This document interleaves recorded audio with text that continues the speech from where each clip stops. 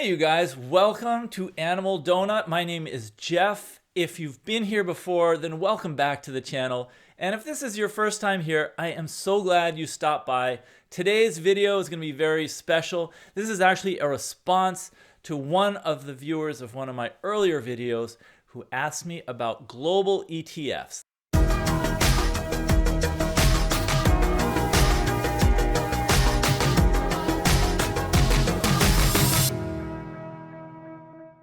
They said, can you tell me any ideas about global ETFs? So that is what today's video is going to be about. I'm just going to write it here for you guys. Global ETFs. Now, the question here, what is a global ETF? We've probably heard about this, right?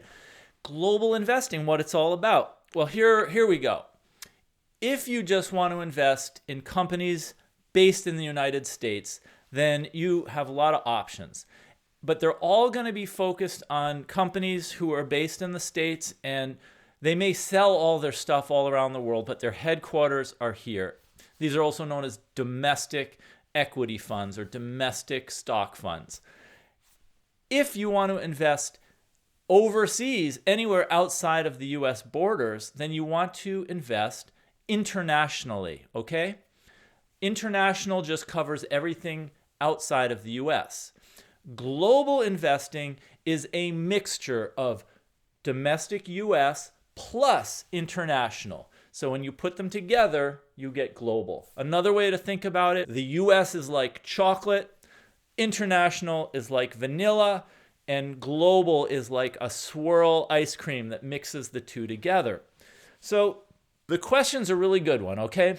Which global ETF? Do I have any ideas? So here's my idea for you guys.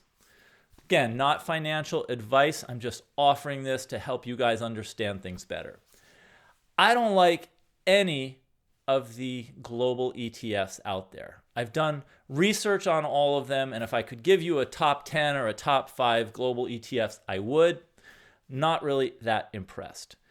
The only one that I think, technically could give you exposure to US and international in like a one-stop shop is VT. Probably shouldn't have even mentioned it because I don't like this ETF. But what it does, I think it's the Vanguard Total World ETF. I think that's what VT is. What I don't like about it is, it's top-loaded. Its major holdings are all the S&P 500 stocks. And then further on down, you get exposure to the international stocks, but it's kind of like almost an afterthought. That's the way I think about it. It's sort of like the dog is the US stocks, and then the little tail is like, here's your international exposure. And for me, I don't really like that. If I want to do something, I want to do it right. I want to do it intentionally. So let me share with you my view on this global ETF. But I'm not going to call it global ETFs. You know why? Because global is the swirl. And I think a lot of you guys are really smarter than just having to go with the simplest, easiest approach. So I want to show you the way I would think about this. Focusing on my US stock exposure through an ETF that I liked, whether it's, for example, VOO, the S&P 500 ETF, or VTI, the total stock market ETF. Whatever I wanted as my basis, as my foundation. But then I'd think, how do I want to do my international? How do I want to get international stock exposure? So I'm just going to write this down for you guys. International. So this is the exposure to stocks not in the United States, okay? So what we would do is make your own blend. You can make your own global investment portfolio really simply by holding your US stocks and then adding whatever international exposure you want, and then you have your global. It's just that some fund company, some ETF company didn't do it for you, okay? Didn't say, here, just pick this one. And you can still do this. It's really cheap. There's no extra expense to do it, because there are no transaction fees to buy ETFs these days. So you can easily buy two the same as just buying one ETF. There's really no extra cost. So now I've got for you this visual, okay? And this is really going to help you guys because each one of these represents a different international ETF that I have looked at and investigated thoroughly, so I can just tell you guys about these three simple things.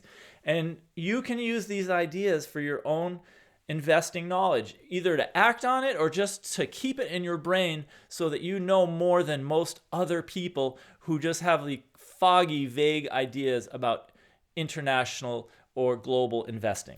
So let's look here at, just to get started here, this right here. This color is kind of magenta-ish pink. Now, emerging markets ETF that I would consider. What I mean by emerging market, and let me just write this down here for you, is I would look at VWO. VWO, you got it right there. Okay. VWO is Vanguard's emerging markets ETF. So if I invested in that, or if you invested in that, what you'd be doing is you would be paying 0.08%, which is really cheap, okay, as your expense ratio. So it's a really inexpensive way to get exposure to emerging markets. And what you would get is 5,613 different stocks in that portfolio. So it's really well diversified. Now here's the thing. Here's the important thing to keep in mind. This invests in stocks of companies in China, Brazil, Taiwan, South Africa, and others. What this means is you're investing in these are my words, it's not necessarily a fact, in very risky investments because a lot of these emerging markets, what this means is they're kind of like not developed. They're not yet grown-ups. They're not yet big, established, and successful.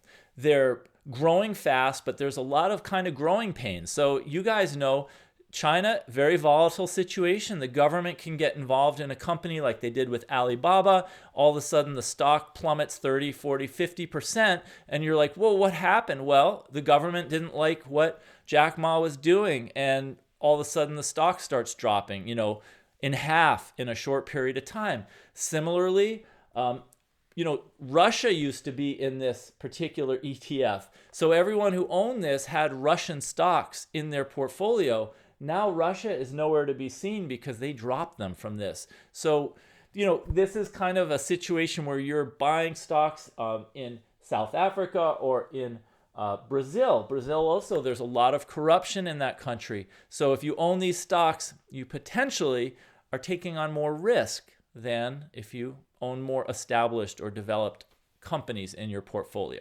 So there's nothing wrong with this. In fact, if you want exposure to China and Brazil and Taiwan, then this could be a fantastic way to do it because, like I said, 5,613 different stocks, very well diversified. However, let's not stop with VWO. This is emerging markets, but like I said, kind of a risky way to get that international exposure. Now let's take a look at another option. And this one here,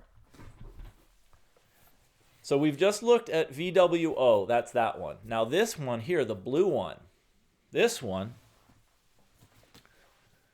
is gonna be, oh, don't you just love the suspense? What's the blue one?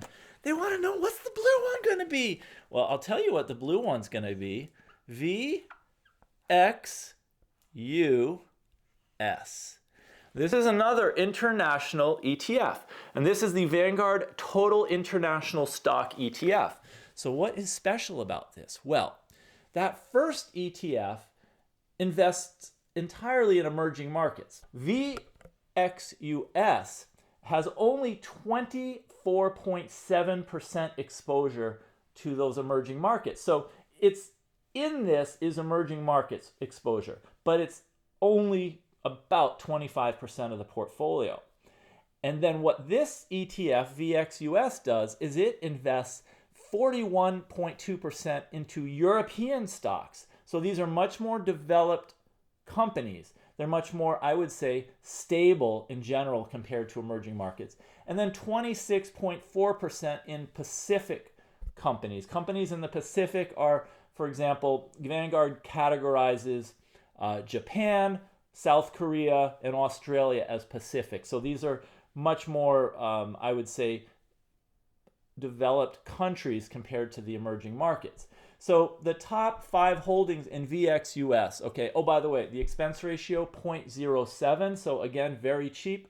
7,895 stocks in this portfolio. 7,800, so really well diversified. Top 5 is Taiwan Semiconductor, Nestle, like the food conglomerate, and that's, I believe, based in Switzerland. Tencent, ASML, which is a Dutch semiconductor company, and Novo Nordisk, which is a company based in Denmark, and they specialize in diabetes medicines. They're a huge pharmaceutical company, diabetes specialty. So what you get in this, I would say this is the most diversified ETF you can get for total international exposure. So if you wanted to have a global ETF, you make it yourself. You invest in your S&P 500 ETF or your total stock market, and then you could decide, do I want 10% in an ETF like this? Do I want 20%? You make up your own mind.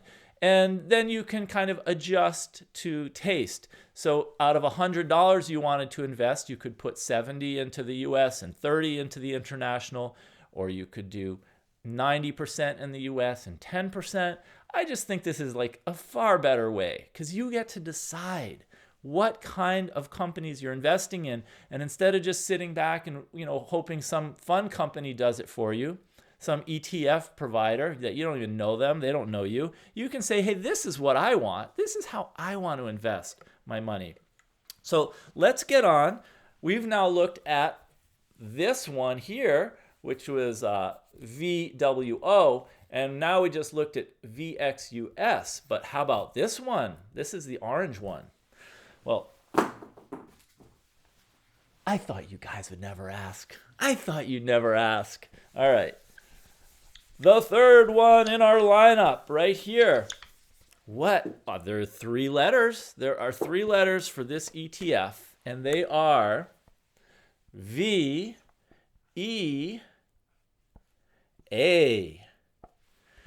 The VEA ETF. Now this here is Vanguard's Developed Markets ETF.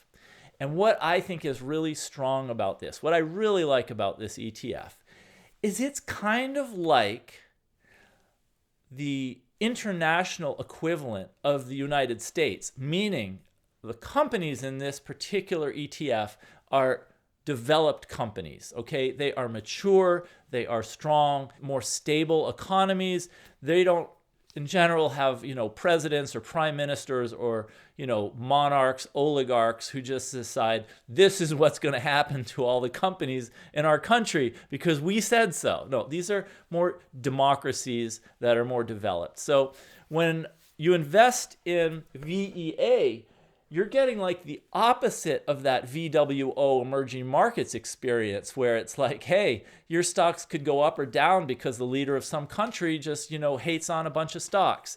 VEA is investing in developed markets. So we're talking mainly in Europe, okay, and Pacific. So Europe is like France, Spain, Germany, Switzerland, etc. And the Pacific is Korea, Japan, Australia, very developed, strong, robust economies. 54.2% of this VEA is invested in Europe, and just 35.4% is in those Pacific companies, Pacific countries. So we're talking Samsung is one of the South Korean companies, Mitsubishi is one of the Japanese companies, and you have companies in Australia. And, I'll just give you a few examples. The top holding in VEA is Nestle. So that's that big food conglomerate, chocolate, all kinds of packaged goods. The second holding in this is ASML, which is that huge Dutch semiconductor company. Number 3 is Novo Nordisk. That's the company in Denmark that makes all kinds of pharmaceutical products, but diabetes medicines are their top. And then you have Samsung as the 4th top holding. Samsung, of course, is a South Korean electronics, televisions, computers, all that stuff. And phones, obviously Samsung phones. And then the number 5 holding in VEA, LVMH, Louis Vuitton, Moet, Hennessy. So they're luxury goods. They're those fancy, pocketbooks, purses, clothing. The Moet Hennessy is the liquor. They have a whole branch that's devoted to like champagnes, like Veuve Clicquot. And then they own Tiffany, the fancy jewelry company with the little robin's egg blue boxes. So anyways, you're investing in companies like that. Louis Vuitton is a French company. Nestle is Swiss. So these are companies, they're stable. They're kind of like the US, not in the US. So VEA, if you wanted to make your own global ETF, you could combine VEA with one of your US ETFs, and you would have a global ETF that is much more stable and developed countries, rather than taking like a big bet like VWO on these emerging markets where they could go up or they could go down. So ultimately, it's really up to you as an investor. Do you want to go with the risky, exciting VWO that just does those emerging markets like China and Taiwan and stuff like that? Or do you want to go with the whole world, just get exposure to the emerging markets and the developed? Or do you just want to keep it like stable, developed, not a lot of political turmoil? And in a case like that, you could invest in VEA, which is that developed markets ETF. There you go. I'm so glad you watched this. If you like this video, give it a thumbs up. And if you have not yet subscribed, it would be awesome to have you along. And then you'll get a heads up, if you hit the little notification bell, you ring that bell when I make a new video about ETFs or about investing or about stocks, you're going to get a little notification. It'll be like, hey, guess what? Jeff is thinking about you and wants to teach you something that he's learned through his own experience. So glad you guys are here, and I will see you in the next video.